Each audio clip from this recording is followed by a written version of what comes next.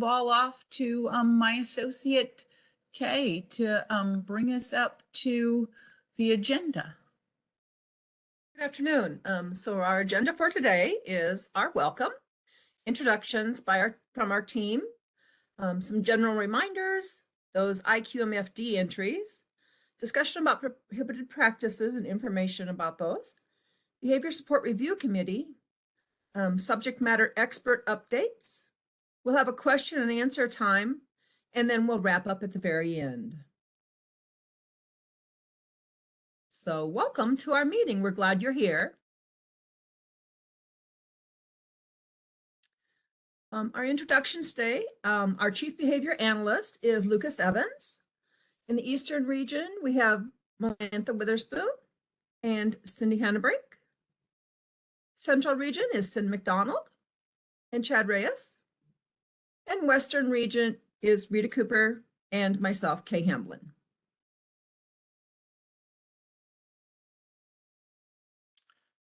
Okay, and I think that's back to me. So I want to give some general reminders to people about who Tier 3 is and what our role is and what our hopes are and dreams as we move forward.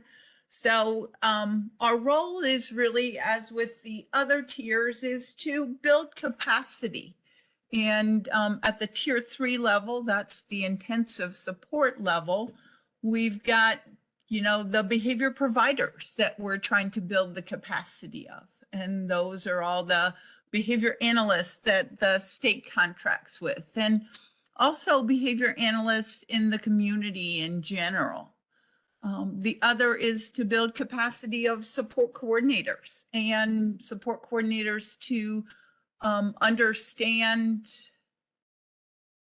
what behavior services are, what to expect from behavior services, and also of regional office staff. And I only mentioned a few here, of course, with residential providers to help them truly understand behavior services, and some other things along the way as we're moving forward.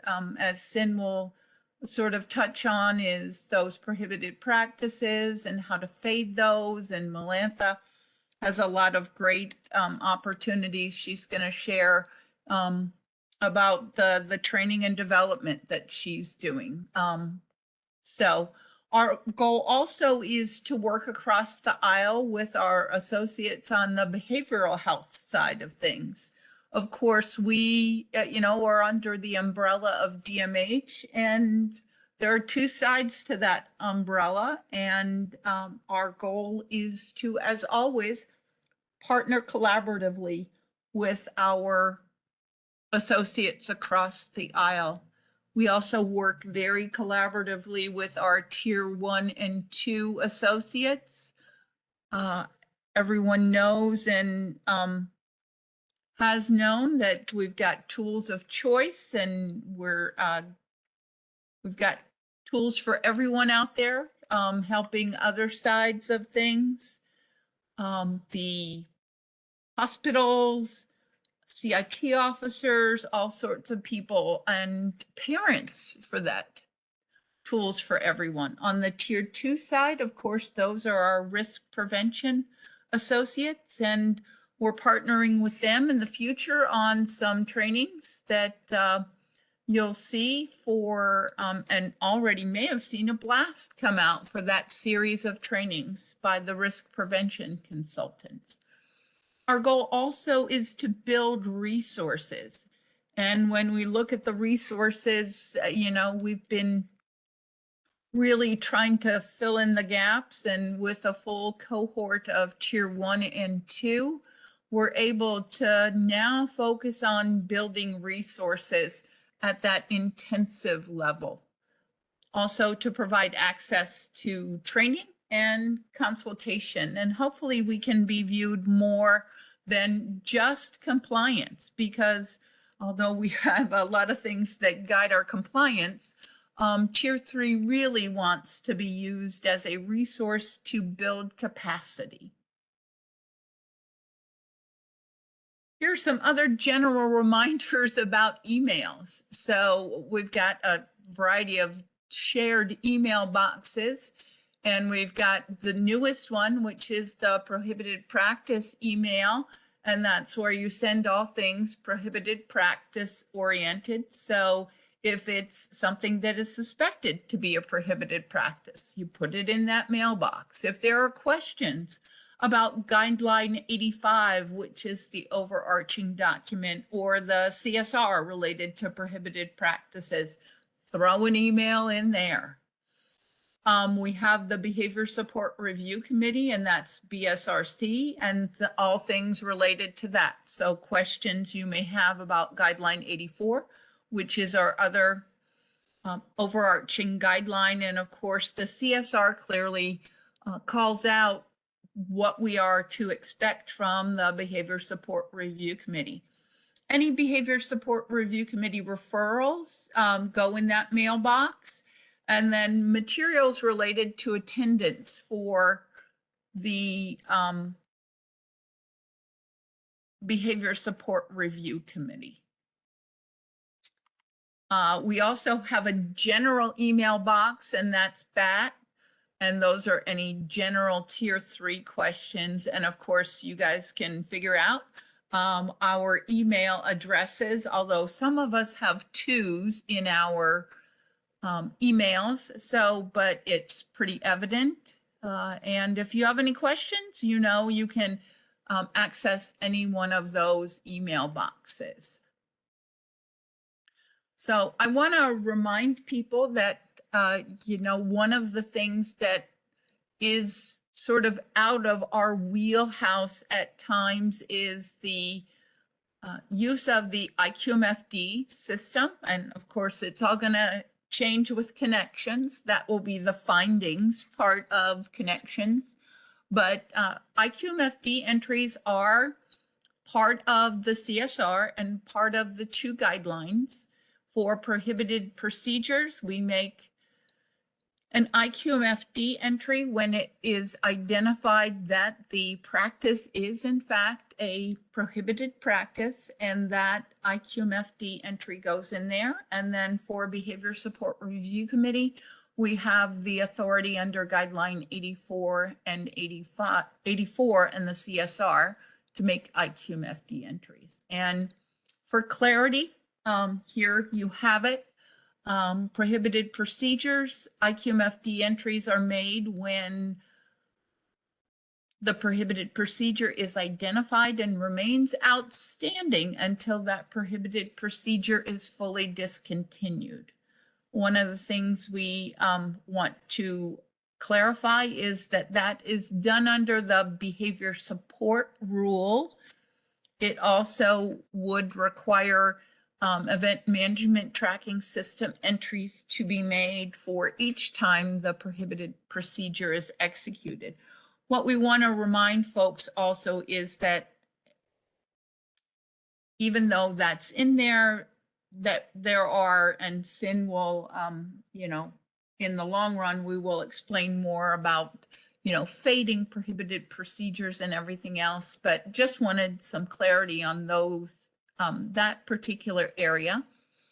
And then for the Behavior Support Review Committee, we can make entries for lack of attendance or declining attendance, lack of meeting action steps outlined in the summaries.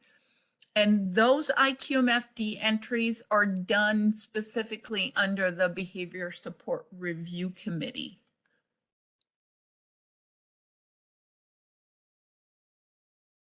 And now I'm going to throw it off to my associate, Chad.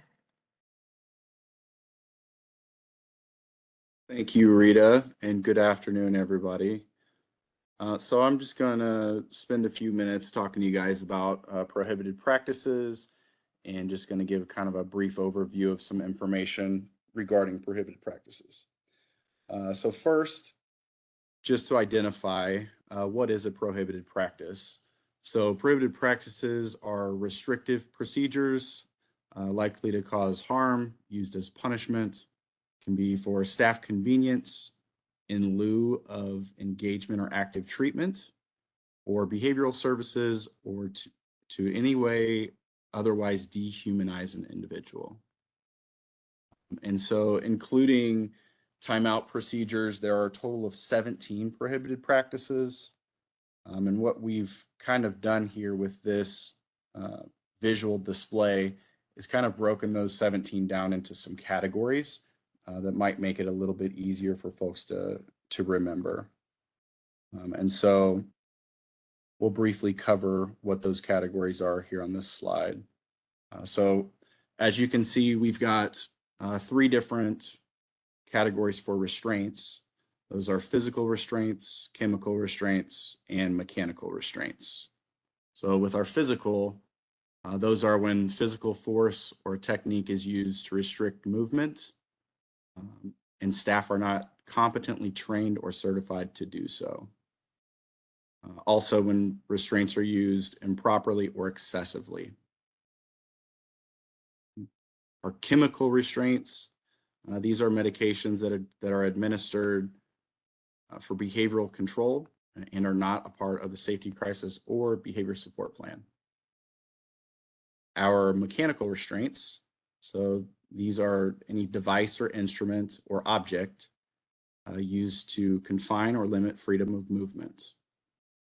Some examples of those could be enclosed cribs, barred enclosures, or locking people into their homes. And then we have also got environmental and seclusion. So with environmental, these are restricting or limiting a person's movement in their home in lieu of active behavioral supports, or restricting access to the outside. And then seclusion, this is timeout placed in a secured room or area and preventing the individual from being able to leave.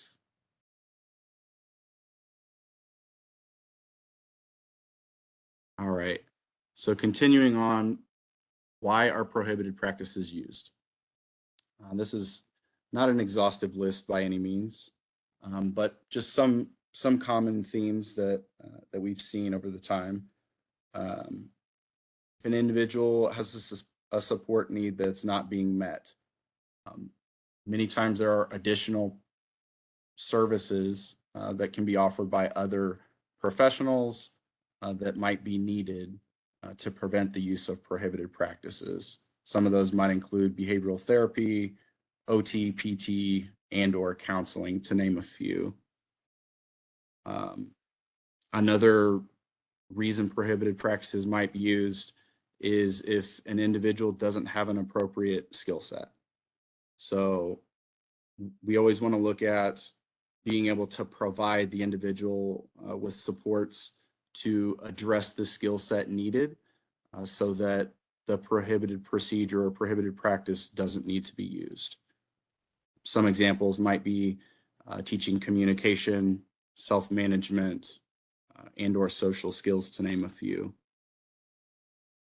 Another reason, sometimes staff are not adequately trained on alternative strategies to support the individual and are instead using a restrictive or prohibited practice instead. Restrictive or prohibited practices are used to influence and control the individual in order to manage problem behavior. And so, what should you do if you discover a prohibited practice? And the answer to that is you should report it. Even if it's suspected or it might be a prohibited practice, you're not sure, still the best thing to do is report it. Send that information to us, and our area behavior analyst can review that and make a determination whether or not it is or it is not a prohibited practice. And then we've got several resources down here, a webinar on Guideline 85, a webinar on prohibited procedures, and then a link to CSR 45-3.090, which is also the location where you can find all 17 of those prohibited practices listed out for you.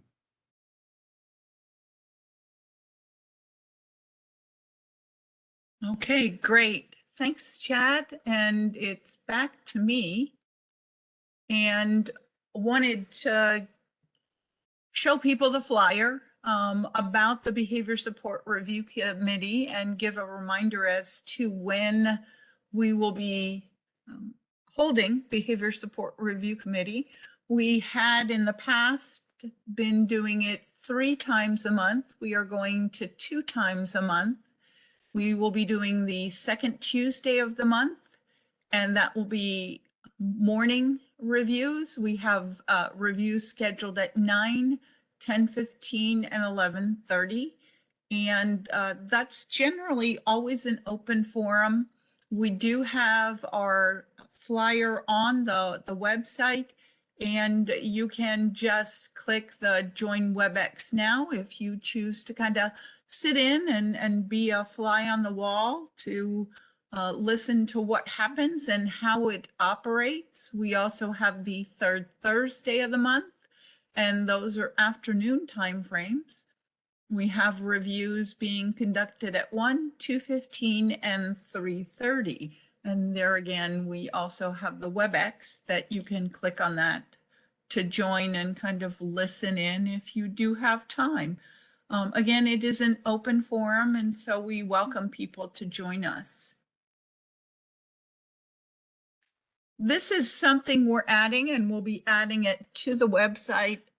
There have been questions about, well, what is Behavior Support Review Committee? And we've offered a variety of webinars at various times, but we ultimately wanted something very quick and one-page oriented that we could share with folks. So this is our attempt at a one-pager, the W's of Behavior Support Review Committee. It identifies what Behavior Support Review Committee is, and you can read that sort of on your own. Who is the committee and what it's made up of? And this is information that also exists in the CSR. When does the Behavior Support Review Committee meet? And of course, we always have the link and the times that Behavior Support Review Committee is being conducted. And then we may schedule special sessions as necessary. And especially since the CSR calls out that priority is given to prohibited practices, we're going to shoot those to special times and sessions. We also often get questions about how is an individual team determined to come to the Behavior Support Review Committee? So, we've hopefully provided some clarity here with these bullet points: significantly challenging behavior, reactive strategy thresholds, psychotropic medication, PRNs, referrals. Self-referrals can be done. Prohibited procedures, as I mentioned, go to the front of the line, and those receiving intensive therapeutic residential habilitation services. So those are the W's. We also hope to create a short didactic that will go along with this one-page flyer so that people can refer others to that, so that the information will reside on the Tier 3 website.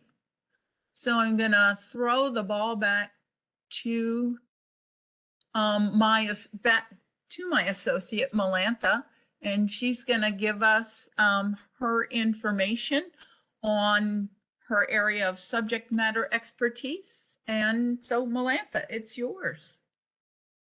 Happy Monday, everybody. Grateful to see everyone here.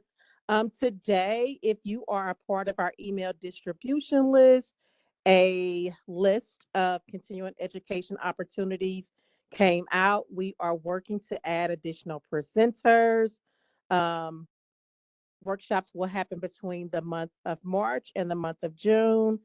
So one, if you didn't get the email blast, please put your email information in the chat. I will make sure you are re-added today, and you will get the actual meeting invite a week or so before the first workshop. If you also have subject topics that you would like for the state to identify additional content experts to cover, please put that information in the chat box as well. This is again a free opportunity to get CUs as well as sharpen your skill set in some of these content areas. So thank you for listening, and that's all I have. All right. And then Sin, you're up next. Sure. Thank you, Rita, and thank you, Melantha.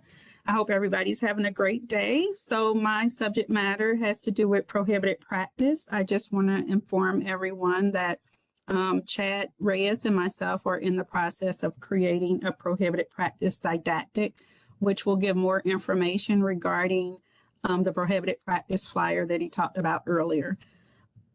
I also wanted to highlight one thing that Melantha did not mention. She will have a training coming up on March 18th, and the topic is what is prohibited practices. So if you have not registered for that training, I am encouraging as many behavioral providers, support coordinators, and regional office staff to sign up for that. It will include Dr. Terry Rogers, and Melantha, you can correct me if I am wrong, but I think that's something that we should all look forward to. And it's an opportunity for us all to continue to be educated together. And that's all I have at this time. Thank you. Well, thank you, Sin. And my area of subject matter expertise is of course, all things Behavior Support Review Committee. And, you know, we are very pleased to reinitiate it here in the month of March, which is just a couple of days away. And our first sessions are on March 14th and March 16th. Sometimes the second Tuesday and the third Thursday align in the same month. So we're excited about that. We've got teams already invited. We also have a nice cohort of committee members at large from the community, and those are behavior analysts within the community that volunteer their time. And when we were sort of revamping things, one of the things that was noted was that even though it is something that behavior analysts across the state volunteer their time with, they do so because it is a really good learning and networking opportunity for them related to the development of ISPs and BSPs. We don't often have behavior support plans to review, but if you recall from last month's informational meeting that our goal is ultimately to shift the paradigm that for Behavior Support Review Committee, as has been the case in other states across the nation, is to review specifically just behavior support plans. So we have that coming up. As I said, look for some more information about the Behavior Support Review Committee and short one-pagers and didactics about the Behavior Support Review Committee. We will be developing one in regards to what should committee members expect. So if somebody is a new committee member, they have all the links to the trainings, older trainings, but we'll be updating those also. And then for teams as they are attending, so that they have an idea of, well, what should I expect from the day I attend Behavior Support Review Committee? So be on the lookout for those. We're real excited about the opportunity for that. So, Melantha, Sin, unless you have something else, we're gonna go on to our next slide. So, and I'm gonna pass it off to Chad. Thank you, Rita. Here's a schedule for everyone of upcoming events that we have going on in the next couple months. And so I'll just briefly go through these. So as Rita mentioned, we got Behavior Support Review Committee that we're kicking off again this year. Those dates are going to be March 14th and 16th. And I believe we've got 3 cases for review on each of those days. We've also got safety crisis plan training coming up in the month of April. There'll be opportunities for that training on April 4th and the 18th.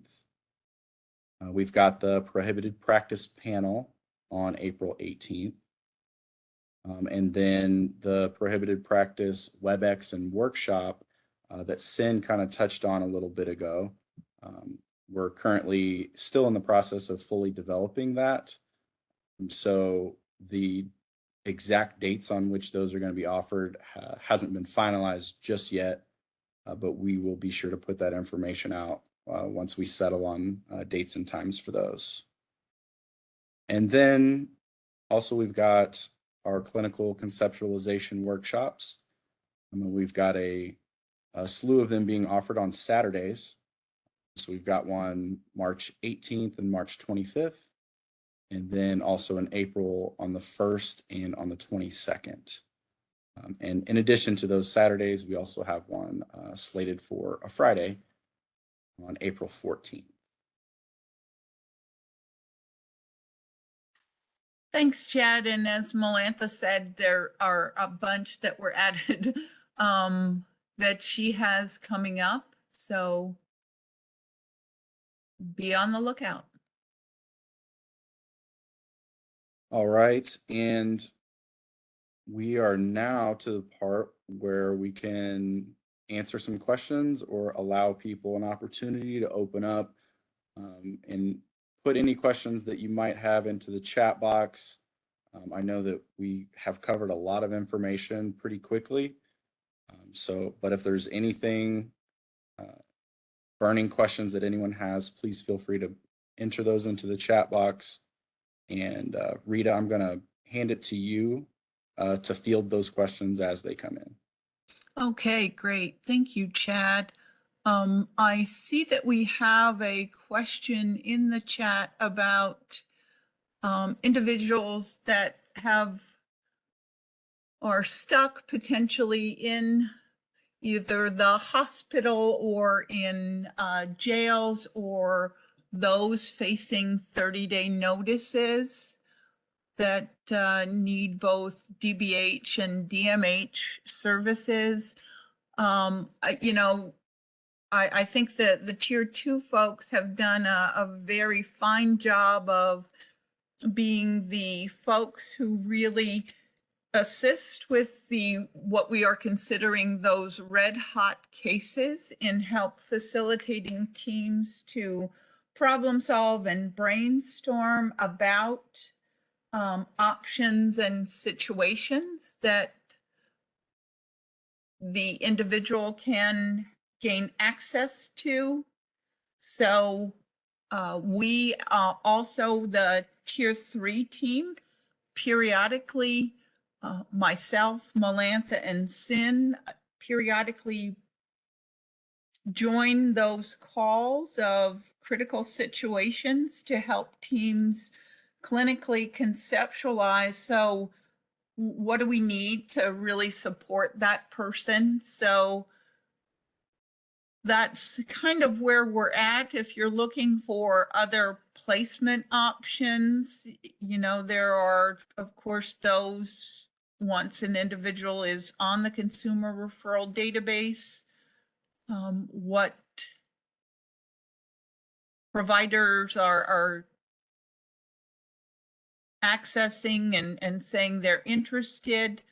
As for access to the state operated programs, Teresa Roberts is the lead on that. However, she takes the information from what we're considering the red hot list, and as openings become available within state operated programs, then the state operated team will reach out to that particular support team for any added information to allow people the opportunity to submit, so that the state operated programs can in fact determine which placement might be most appropriate if they can all accommodate that individual.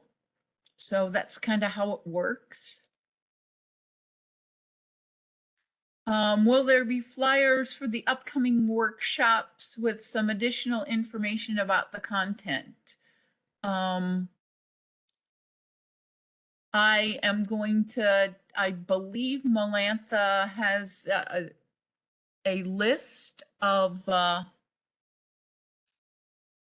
email list that she generally sends out the information to.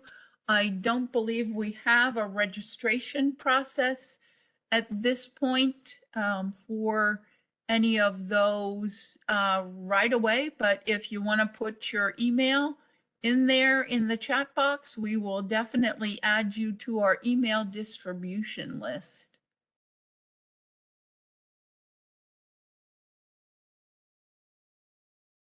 And more information will probably be issued as we just kind of finalized some of those workshops. So I'm sure we'll get out some additional information as we move forward and it gets closer to those dates. So thanks for that question. And if, you know, any of my responses isn't sufficient, I'm hoping that my associates will chime in and say what the best addition to that is, or, you know, be honest with me and say, oh, that's not quite right. So I get it. Rita, I want to say you did a good job of highlighting that we currently have an email distribution list that goes out to our contracted ABA providers that we have email addresses for. So if you did not receive information today about, I think there are about 5 or 6 workshops on a flyer. If you did not get that, that means we do not have your email address on our distribution list. We definitely want it, so you can chat that information to me and I will get you added to the email distribution list today. And that flyer just simply had the time and date of the presentation, the subject matter, and the presenter on it. And again, it's an opportunity to earn CEUs. If there are other topics that you guys want covered in our CEU opportunity time, put that information in the chat. You can chat it to me privately, and I will do my best to locate a content expert and or have someone from our department present on that information that you recommended. So thank you, Rita.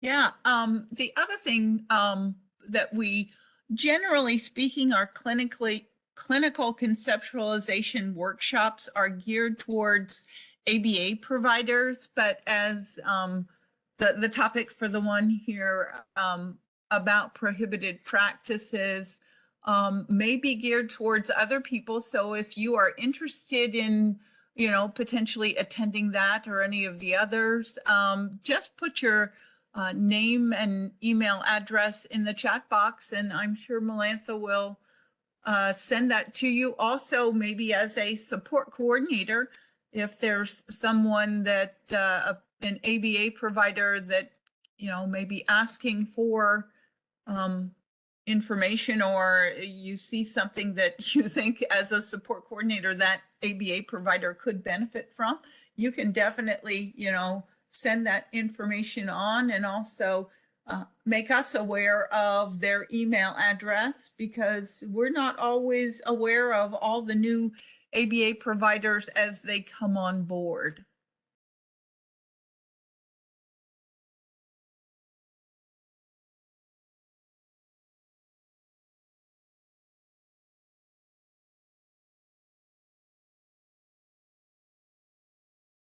One of the things I do want to mention, and, you know, this is the first month, one of the feedback elements we've found about our informational meeting was that people had a hard time remembering what day and time it was. And so one of the things that was made evident was that if there was the invitation and there was a blast and people had the opportunity to register, that they would remember more frequently. So for this month and from continuing on out, we have the email blast that will go out approximately 1 week before our standard informational meeting, and have a link to join to register.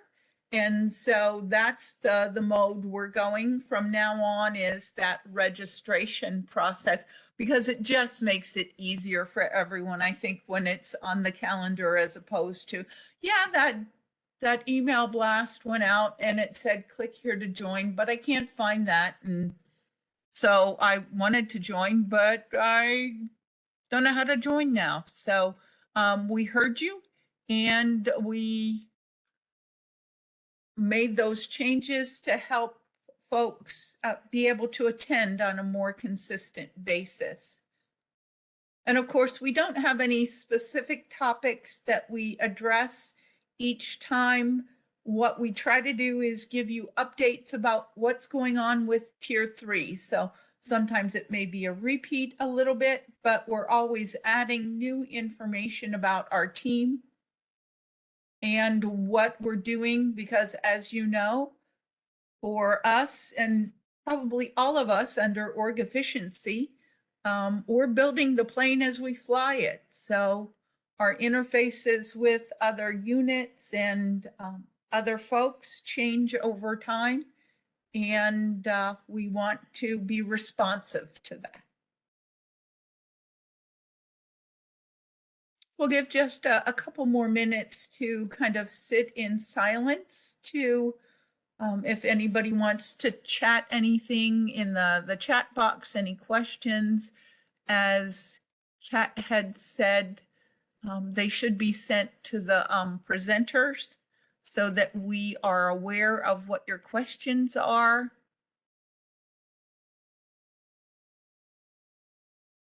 And I'm looking through the chat right now just to kind of see if I've missed anything or.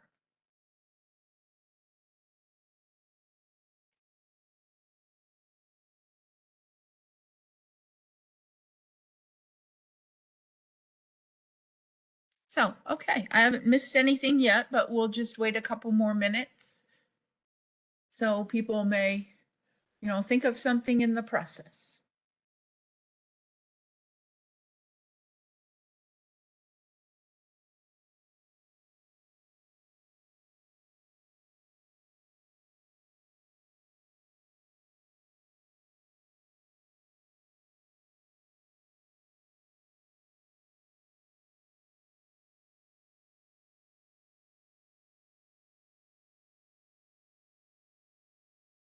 Seeing any others? Okay. We'll give them just one more minute. Kat, thank you.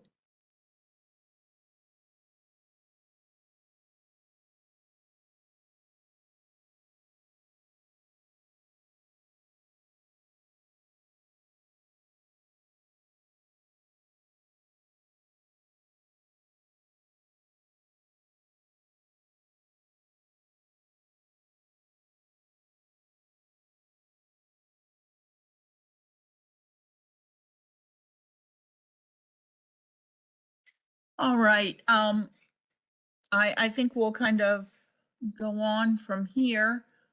I'm gonna maybe throw out some things here that next month we'll maybe focus on some coaching, because I know that since we're partnering with our Tier 3 or Tier 2 associates for the safety crisis plan workshops that are coming up in April, one of those elements are to coach. And as many of you know also, that the Behavior Support Review Committee element, and I'm sure the prohibited practice side of the world, has some coaching that we'll be doing with teams. So one of the things we might add next month is just a little reminder of what is coaching, how does it operate, what can you expect when you get coached in either a safety crisis plan or behavior support review committee or any other elements. So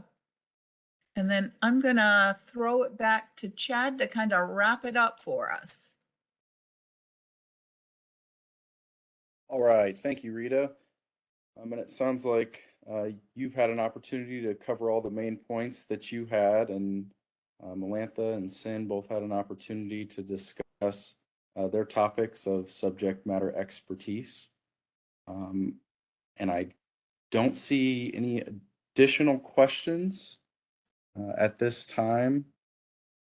So I think from here we can go ahead and wrap up our meeting. Thank you all for joining us today. Thank you for your continued support and for all that you do. Our next informational meeting is going to be March 27th. And we look forward to seeing you all then. And as we'd mentioned, as we get updates on some of the workshops and trainings that we have yet to flush out, we'll send out information for those. And also in the meantime, if anyone has any questions or needs assistance from us, please feel free to reach out. You can use any of those email addresses that Kay dropped into the chat box earlier today. And if there's nothing further, thank you all so much for attending. I hope everyone has a great afternoon.